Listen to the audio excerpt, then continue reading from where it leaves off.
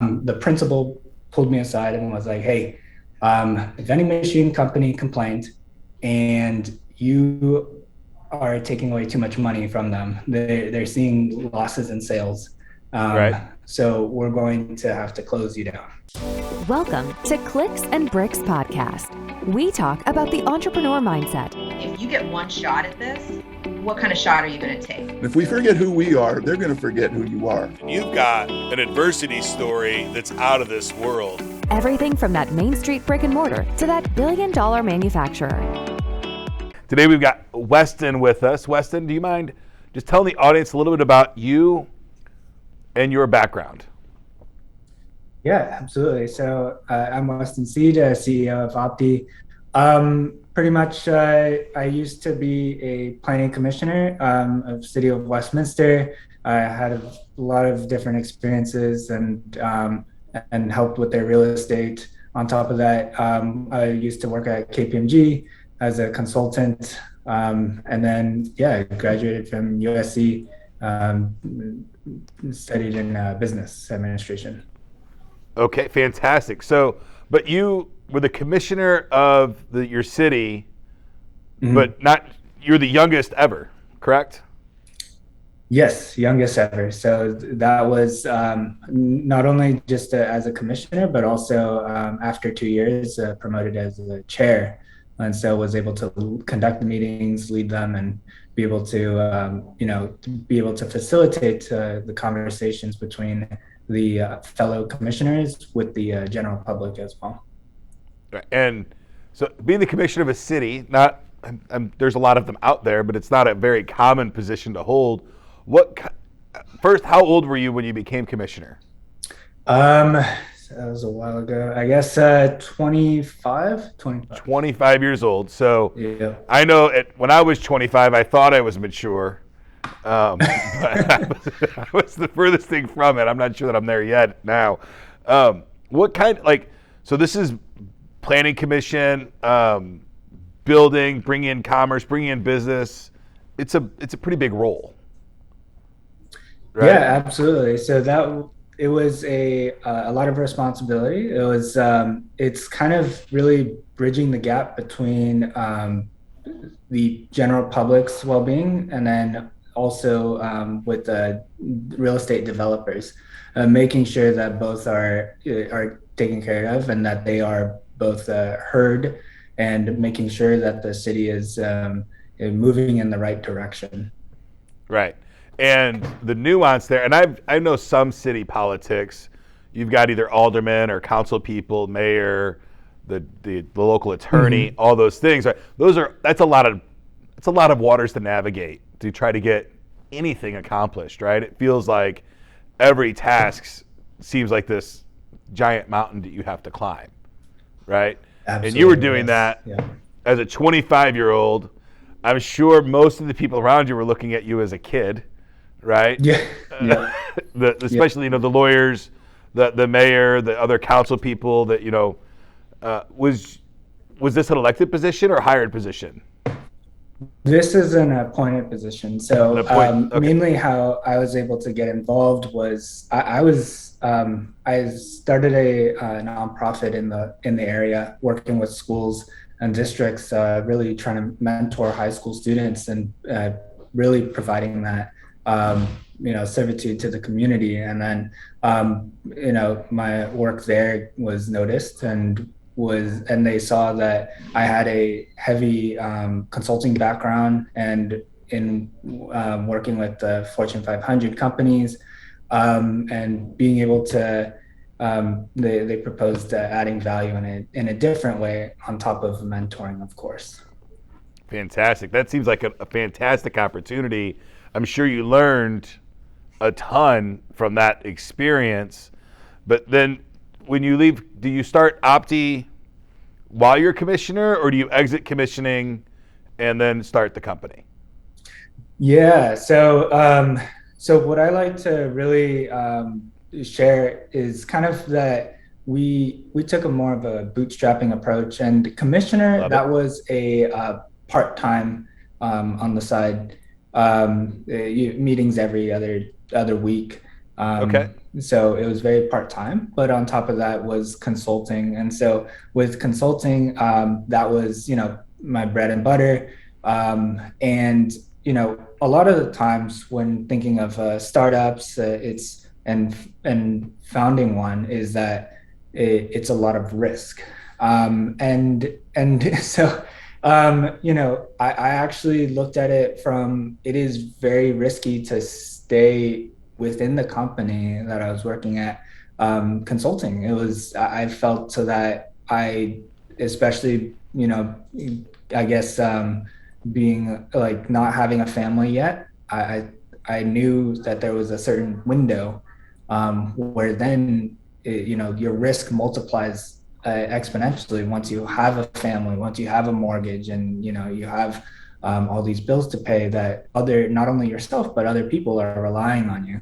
So I knew that it was like, this is the time to take that, I guess, small amount of risk, and it actually is more risky, to stay in a company that eventually, like, I knew that I wanted to start something on my own. And if that is the case, then like doing it later, even though it's never too late, it's just more risky. Right. Absolutely. Yeah. Once you have a wife and kids or husband and children, it becomes, the gut check is much bigger on Yes. taking that Yeah. risk and pulling out the 401k, or, taking it the last dollar, or even taking the last dollar and borrowing more money to make payroll that month. Is something that a lot of business owners have had to do throughout their career.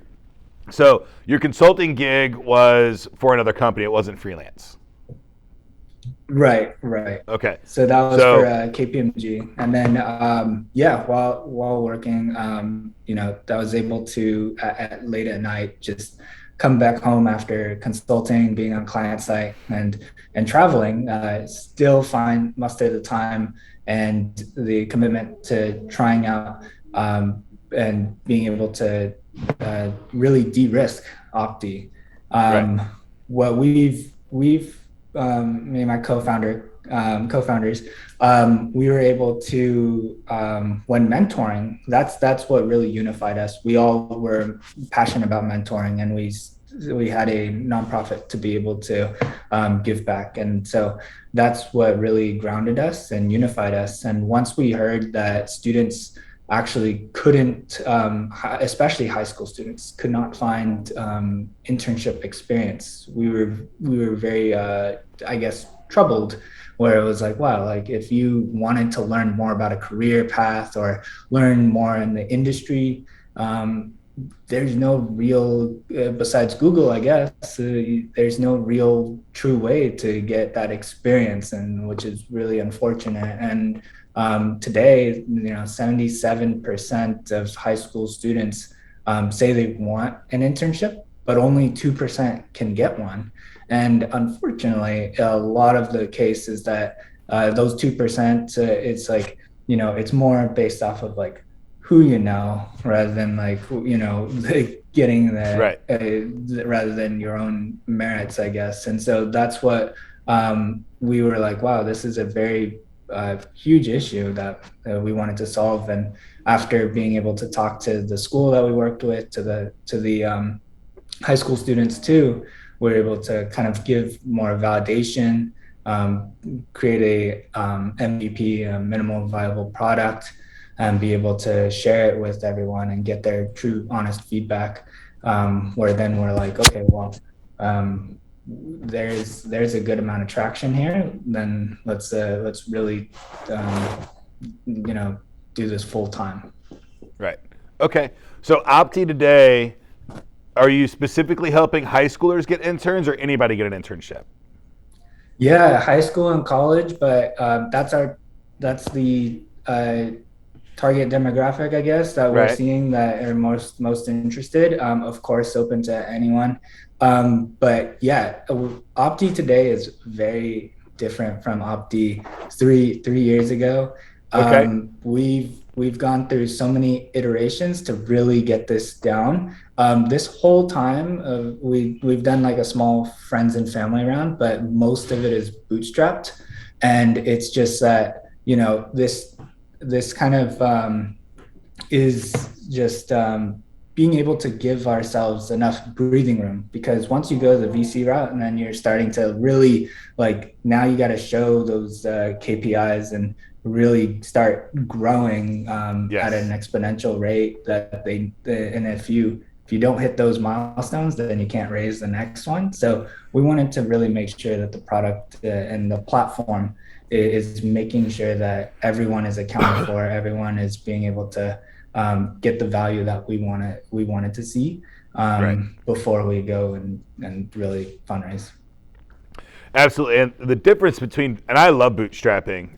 I mean, for the same reason that I'm a bad employee. I'm not a good, I like to do things for my vision and try them, and I like to change quickly when things, need to be changed. But when you take money from outside investors, then you're obligated to those outside investors. You're no longer obligated to yourself and your family or your clients, right? So sometimes the venture capital, it's about getting them their return, right? It's almost like if you do that path, then your investors are your real client that you're trying to satisfy, right? And you lose focus on the people that you want to do. So, and your mission is to help students get more meaningful internships, or just get internships in general so that they can test the waters and see what they like.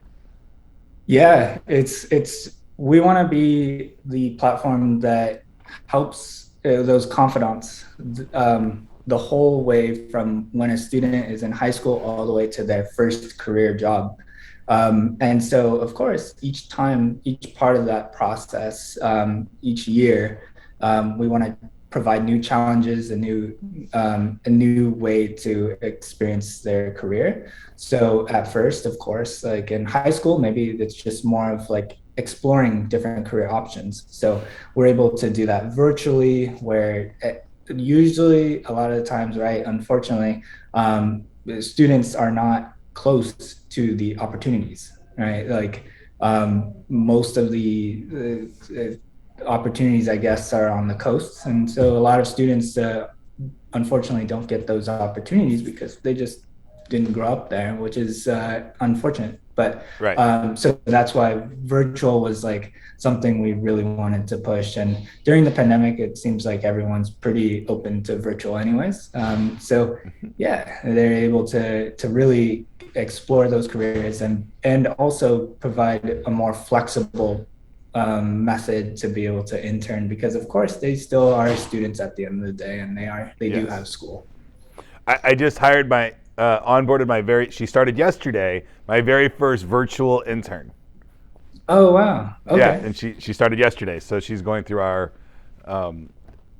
onboarding process this week. So it's super exciting. And I never even considered having a virtual apprentice 2 years ago. I would have been, no, the apprentice needs to be here so they can learn and all this stuff, right?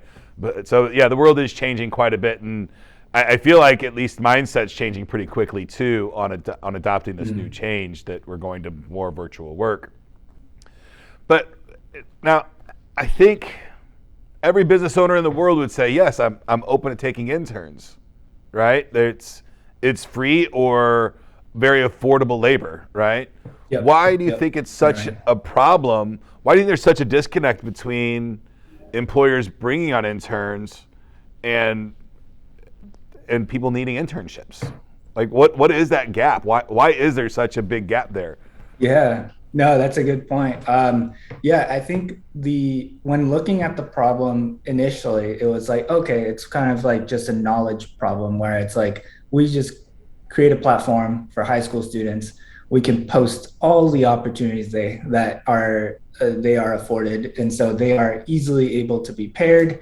Good, done deal. And then we found out it was a lot bigger problem. It was just that business owners actually don't want interns, and it's that they don't want to put in the time to create the program, the internship program that you mentioned, that you're doing the onboarding for your new apprentice. And so it's being able to go through all those nuances, to go through the legality, the documentation, understanding all of that. It's just it just adds up.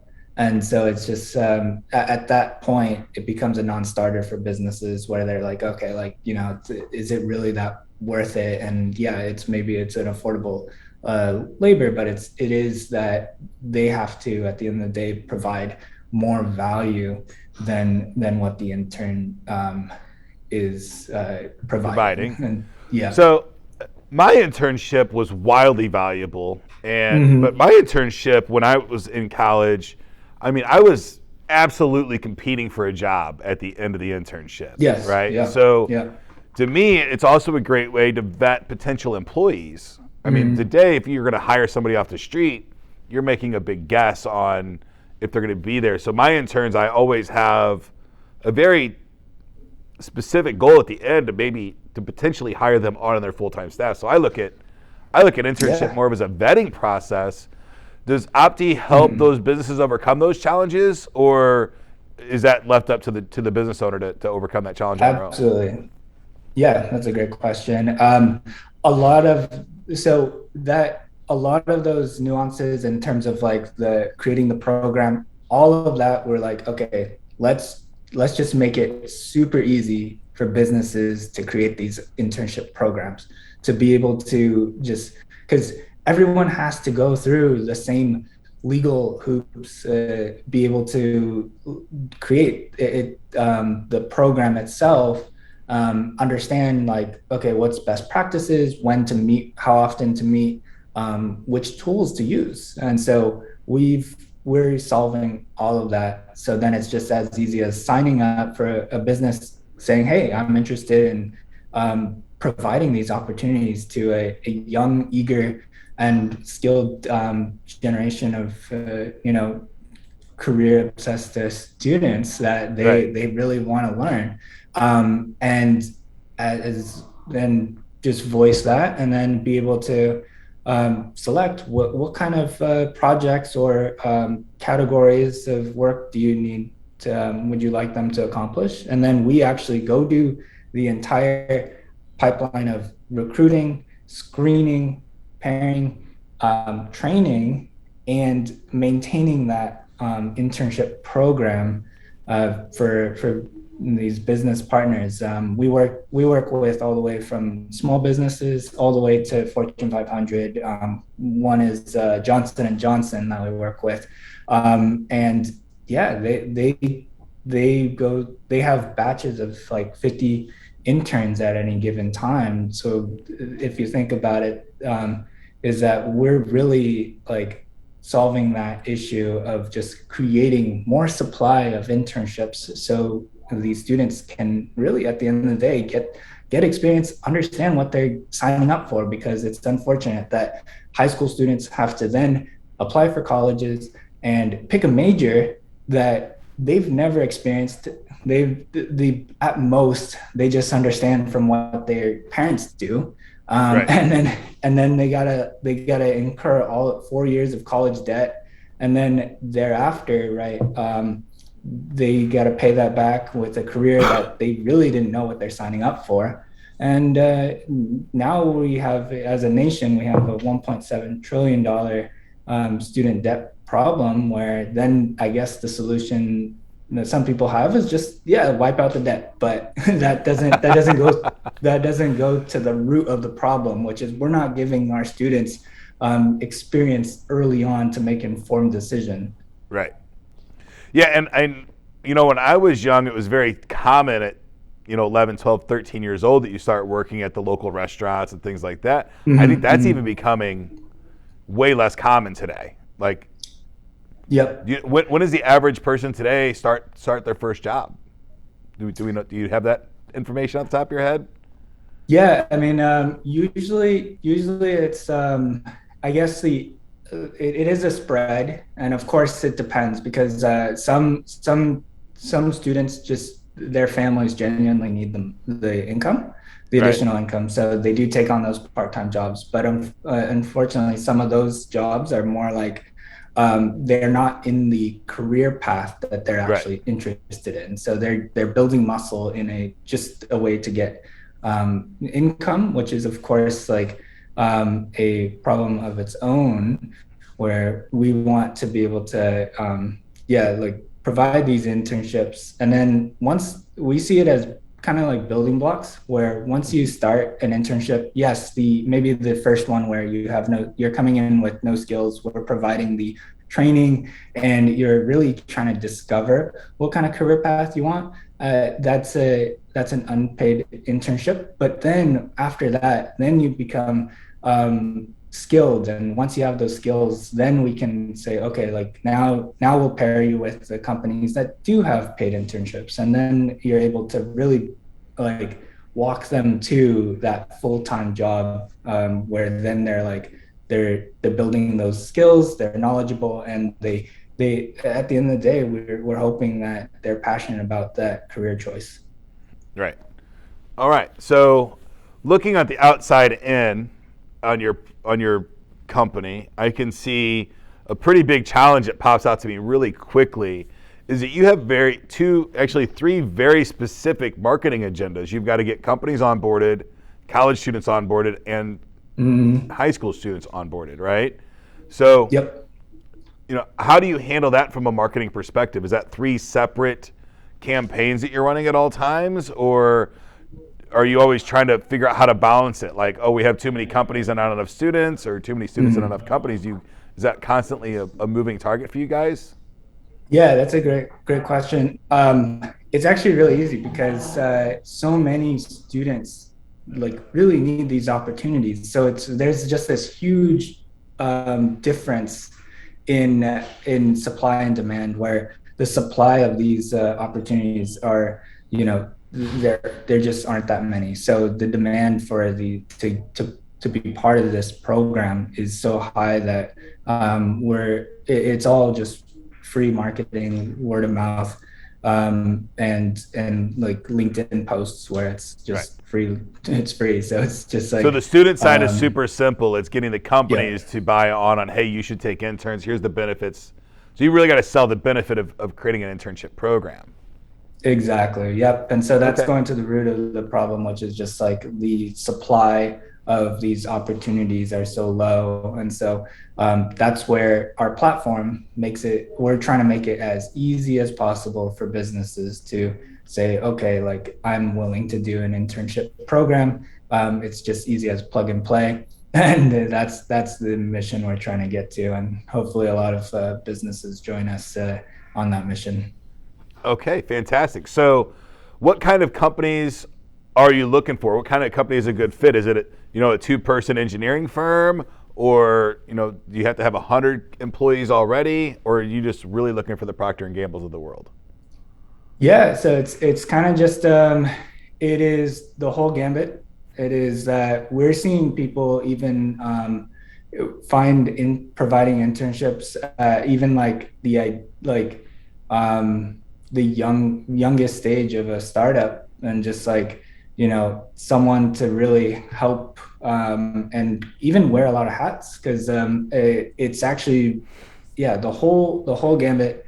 As long as students can see that value, they're more than willing to partake, because it's like even if it's not a Johnson and Johnson, it is like they're able to with one founder or two founders, they're able to work hand in hand with the founder and be able to learn so much wealth of knowledge, where they're able to take on all these different initiatives, and at the end of the day that goes to building up their skill set and become more marketable when they go for a full-time job. Fantastic. All right, so for the companies out there that they're thinking about, hey, I might want to have an intern, but I don't want to deal with the hassle, and Oppti is a good solution for that. Can you help us understand the economics a little bit? Say, I'm a 50-person manufacturing company, and I want to bring on some interns, but I don't want to have unpaid interns. Who foots that bill? Is the intern, Yeah. the owner, like to bring your service on? Because you're going to help that company create an entire internship program, correct? Yep, absolutely. So I guess if anyone is interested, then they reach out to us. We scope out the whole program, and that's what we're really a facilitator, and kind of like a consultant where we're able to provide them a out of the box program, and there is a service fee for our service, and that's per category of what kind of work you want to get done. So for instance, like if you want to do social media marketing, that would be one category that they can sign up for, and that would be a subscription basis. And then from there, we're able to do facilitate in the program and get all the students to partake, and then if they want to do an unpaid or a paid, that is up to them, and then they can compensate directly to the so students. they just buy access to your portal like a dating website, and they can filter through and then find interns and reach out to them at will. Yeah, absolutely. But then they pay for a subscription for each category of talent pool that they want to hire. Yes. So that sounds really affordable for a business to jump into. Right, absolutely. And so we're just trying to lower those barriers as much as possible. Either that's financially or that's a amount of work necessary. We try to lower those barriers and really increase the supply of internships. And you'd be surprised. A lot of our business partners actually don't want to do the pairing and screening. So our algorithm does that and be able to get them trained, get the students trained. And because it's an end-to-end solution and they're all on our platform, and we provide all the management software, we actually can see if how well the students are performing. If they are putting in the recommended hours, if they're completing tasks on time, and are they showing up to the meetings on time? And so, of course, this is part of it's not only the training before, but it's also the ongoing management is important, because then we can provide that feedback to the student as a kind of like a third party, where it's instead of your direct employer saying hey, don't do that. It's we can provide more of a suggestion where it's hey, to be a lot of our successful interns do show up 2 minutes ahead of time, maybe try doing that. And we see it as kind of the Fitbit or the Apple Watch of the workforce, where it's hey, you've been sitting for 2 hours, it's time to stand up. So it's kind of just providing those nudges and be able to back it up with data, so then they can, at the end of the day, get that experiential learning and get the most out of it, so then they can improve and grow and develop.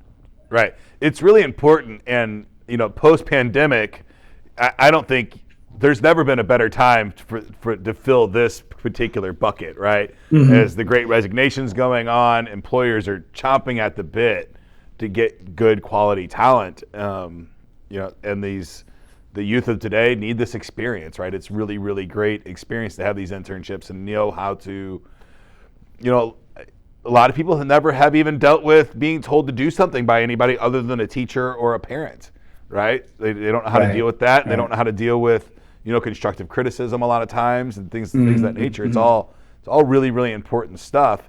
So totally affordable. So can I go on and then find 3 interns and then cancel the subscription, or I need to keep it because you're managing this intern throughout the whole process, correct? Yeah, I mean, it's a month-to-month subscription, so you can, if at any point you do want to cancel, that's totally fine. But at the end of the day, it is I guess we want it to be a win-win where businesses are getting value too, because a lot of internship programs, especially at the Fortune 500, they're just okay, we want to do a project that doesn't affect the business. If it's good or bad, we don't really care. And so that's usually what happens. And so but it is kind of unfortunate because the students don't get that feedback of how well the project is actually doing in real life. So we want to work with those businesses to say, hey, like we can scope out projects that actually do add value, that students can get actual real world experience, not just sandboxed, and act like it's real. Right. And so, that is a year round thing that we want to be able to provide to both parties, because like part of that 2% of internships, it's also because it is only available over the summer. And that's because it's working around the student's schedule, but that's because a lot of employers are not open to virtual or part-time or team-based, which is something that we do, is that we actually bring on a team to work on these categories. And so now we can, maintain those quality controls, be able to have these teams work collaboratively and learn from each other's experiences too. And so it's like a small class. But the cool thing is that I really like is that these students are getting a lot of good experience, but they're also getting different experience from like a school, right? A school, you're put into this class of say 30 or 50 people, and you're essentially being ranked against them. And so you're competing against them, and you're not really working together at all. And so so it is very disincentivizing to the student to participate with collectively.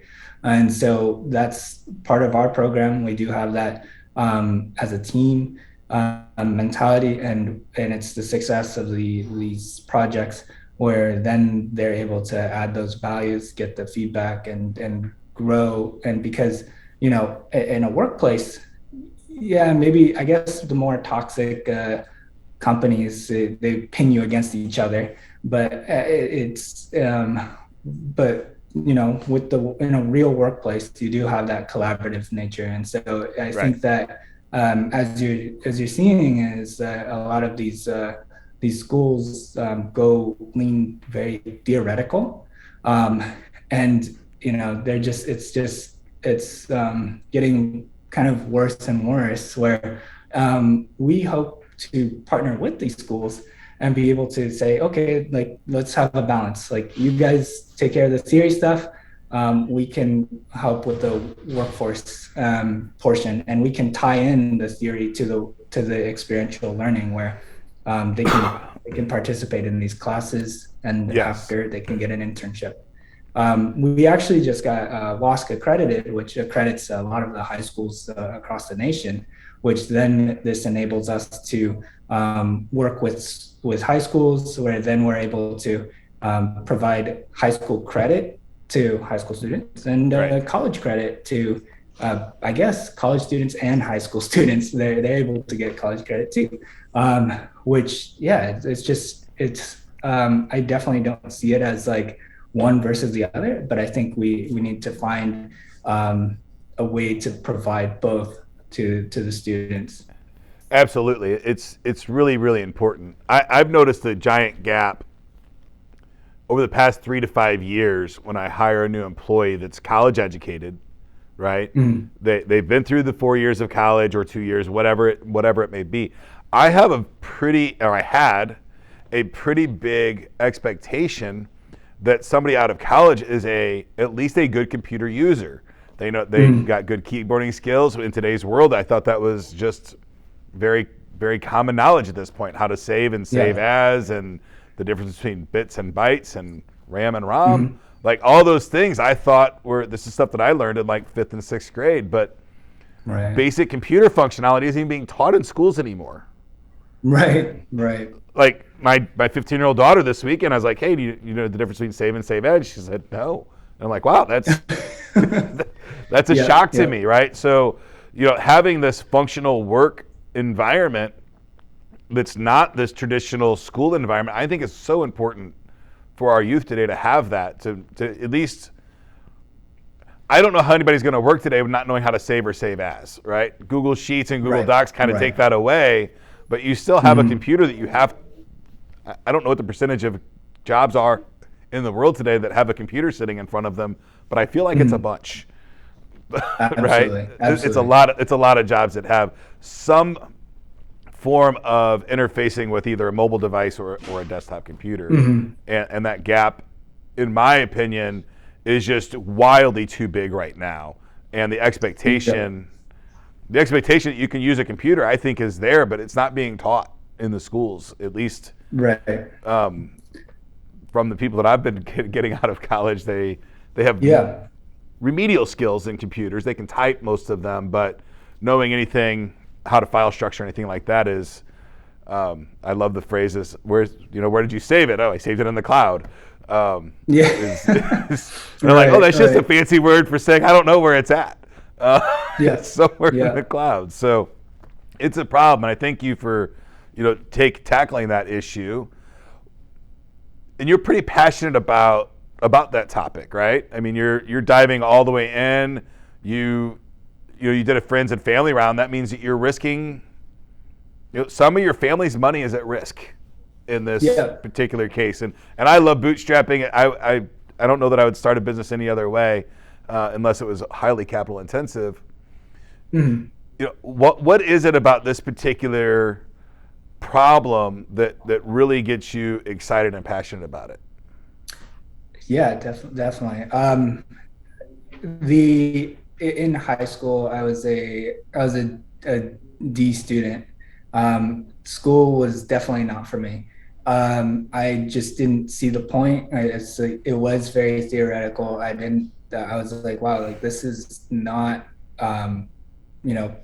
pertinent to what I really want to do. And I found out what I wanted to do really early because I started I watched all these shows where it's like Shark Tank or whatnot, where it's like, wow, like this business is really interesting to me, and I really I like it, and that's where I was like, okay, in high school they increased the price of the the vending machine by 25 cents, and so chips now are like 75 cents, and I was like, dang, like that's so expensive.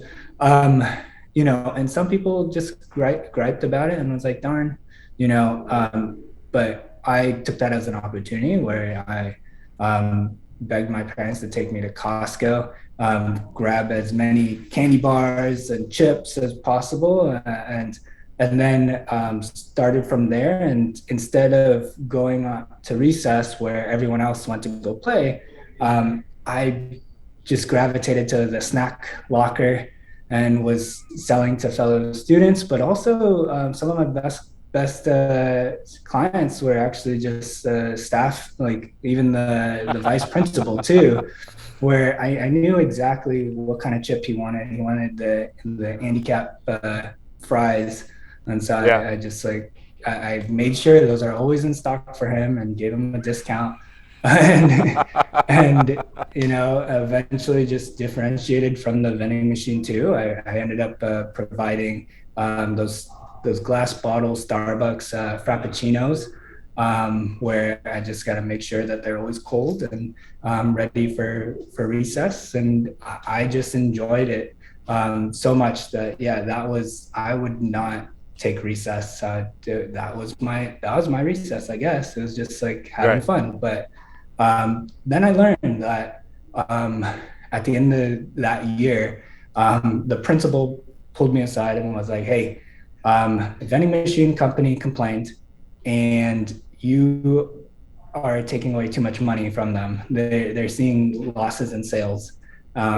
So we're going to have to close you down. And but that's where I found out that that I really love business. And that was my passion. That was what I was going to do. But two is that you have to play nice and you have to work with the government rather than against.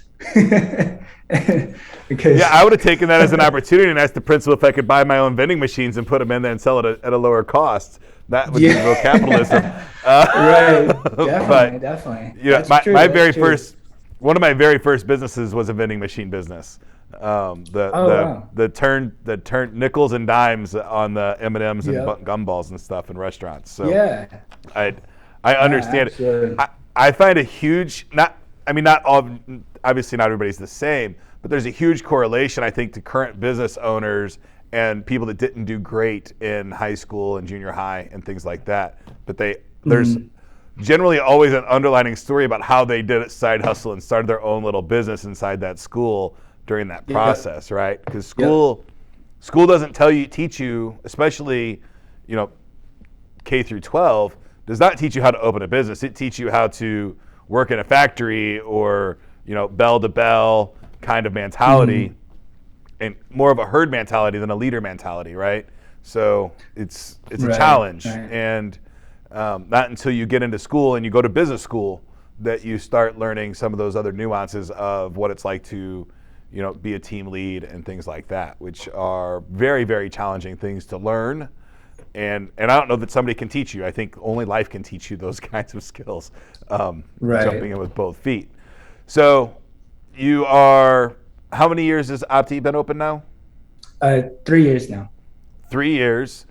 And it's your only gig now?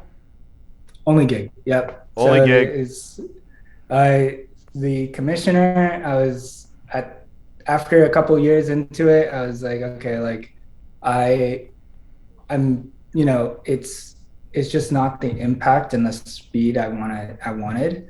And Oppti delivers on that. It's, you can go as fast as you are the bottleneck at that point, if, and so I really wanted to make that nationwide impact that Oppti can deliver on. But yeah, it was a great opportunity to do the commissioner and well, congratulations for getting down to the one main gig. That's huge, right? How many interns have you placed in 3 years? So let's see. So the part we actually helping businesses create their own internship programs, that was actually live for only 6 months now. Okay.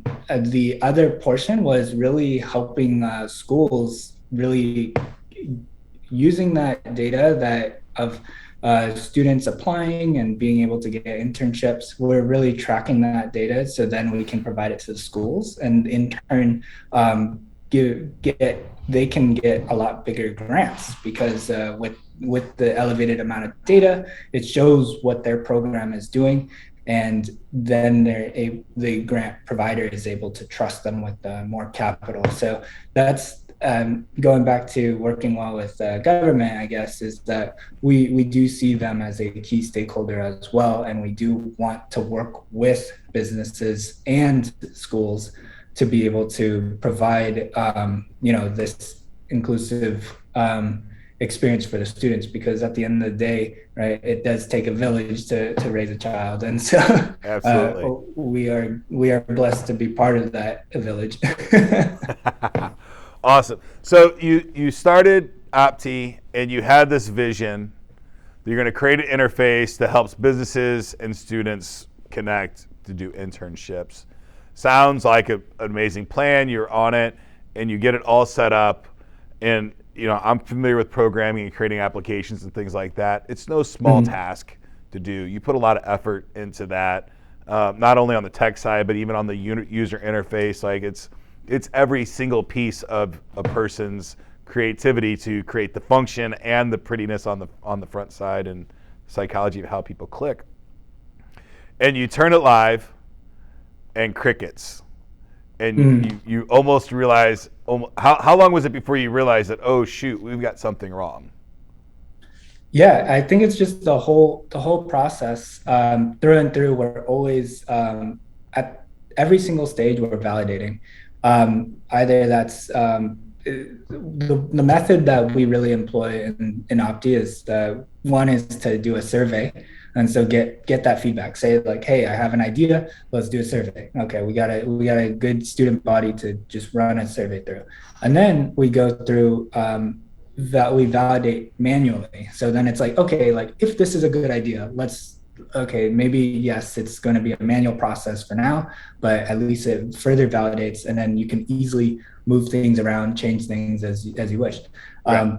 And then after that is no code solution, because me and my co-founders were actually not from a coding background. It wasn't until recently we got a CTO, and so after two and a half years of operating a business, we had no tech lead. We did have developers that we worked with, Right. but yeah, it wasn't until now we have a full-on CTO. So Okay. part of that is because we employ no code solutions, and so Right. it's just how do we work with spreadsheets, with Wix and other softwares, so then we can get the idea, okay, yeah, not let's elevate it from manual to then let's get it to no code, where we can easily iterate on it. Any of our team members are very familiar with these no code solutions, and so Right. if they have an idea, they can iterate on it or create their own, where then we can prove it out a lot faster than a code. Because yeah, just to change anything in code, it takes a while. So whenever we want to make sure that a feature is going to go to code, we want to prove that out through the survey manual and no code solutions first. So then Right. then we don't have to, we want to iterate less in code. Absolutely. Yeah, it's challenging, and I've been part of, very small code projects to very, very large code projects, and you're right. It is, especially if you get a large team, it's very tedious to change Yep. a line of code, because you don't know the ripple effects that it could have on the other 100, 200, 300,000 lines of code that are in that software. Whereas no code solutions, and for the audience that doesn't know, there's this current revolution of no code solutions out there, and there's hundreds of them. We used to call them WYSIWYGs, what you see is what you get applications. But throughout the years, they've been getting better and better and better. And today, there's a lot of providers out there that are drag and drop application builders. AppyPie, I think Bubble, there's a ton of them out there that have these no code drag and drop solutions to build applications for you.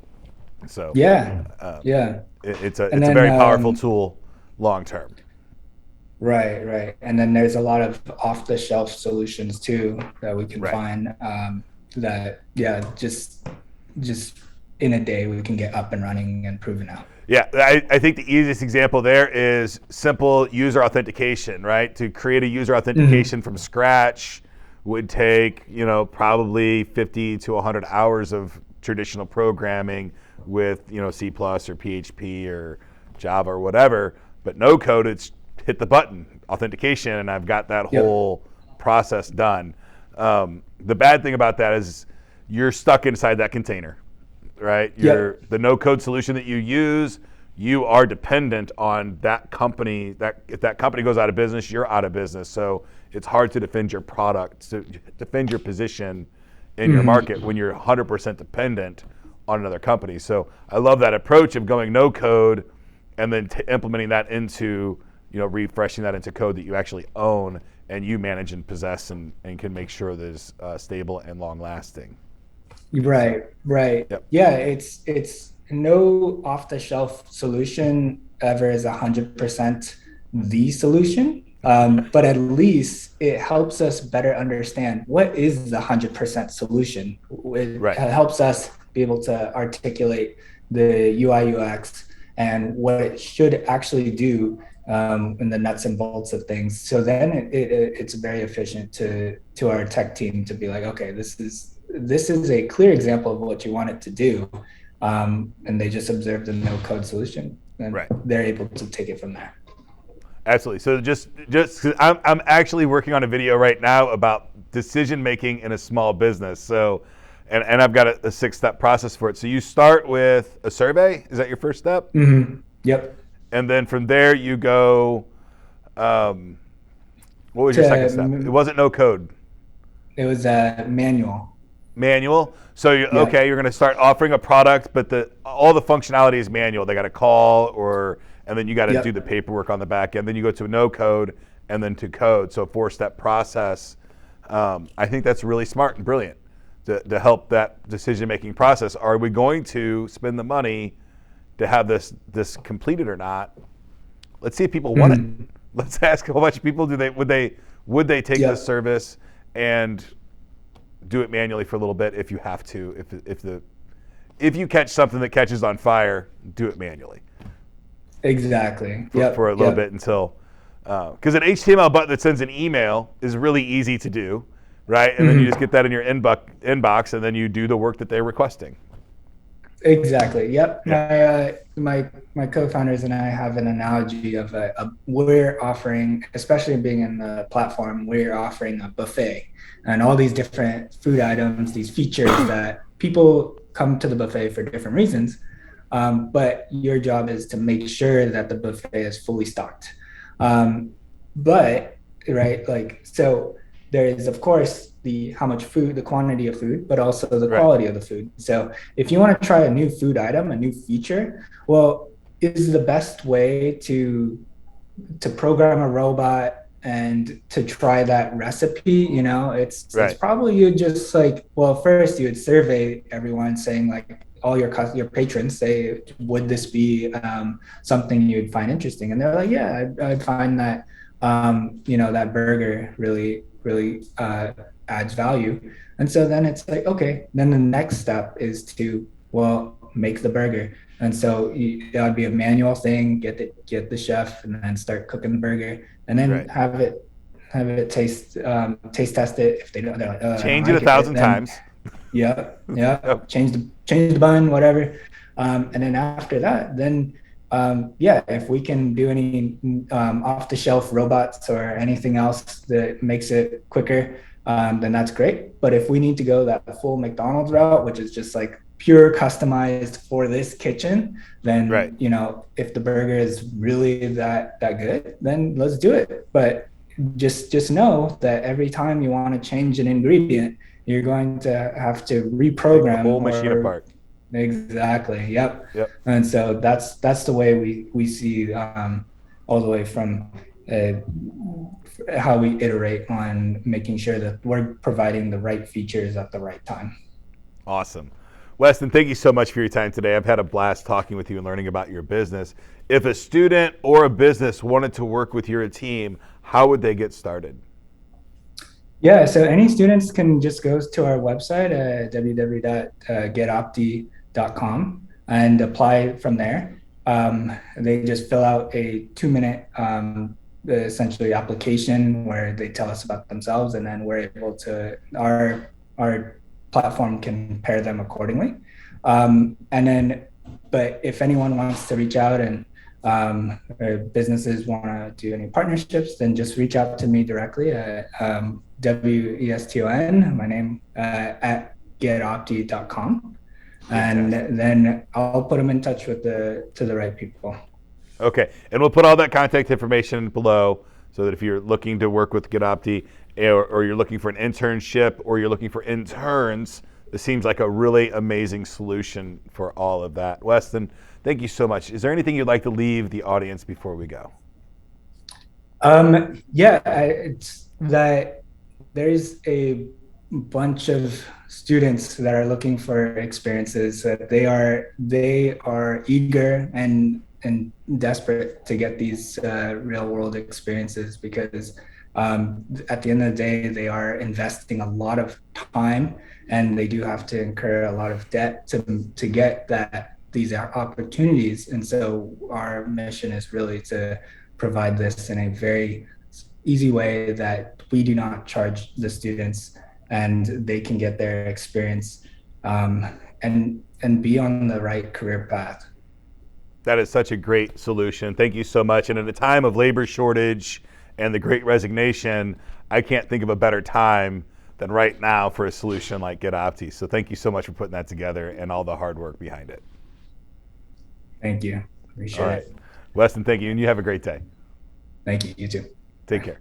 That's it for today's show, folks. If you'd like to join my text line community, the number is 314-370-2871. All you have to do to join that text line is send me any question about business or technology. I'll do all the research, and I'll give you an absolutely free, totally unbiased answer. Get to work.